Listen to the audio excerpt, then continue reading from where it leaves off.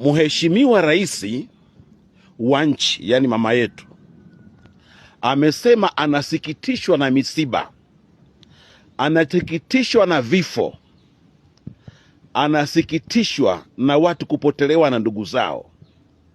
Huyo ni rais wa nchi ameongea, na ameongea amemaliza.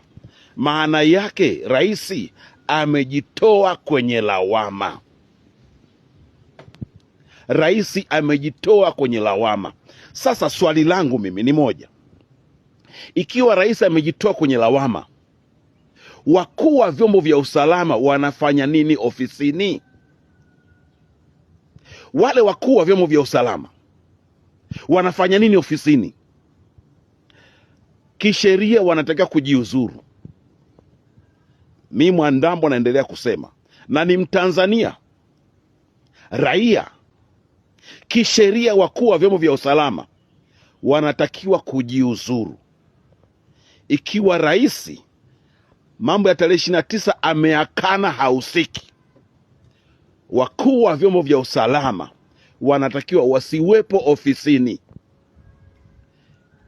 Nachoka baba yenu Clemence Mwandambo. Mimi nimemaliza na niko serious, ni Mtanzania. Kwaherini.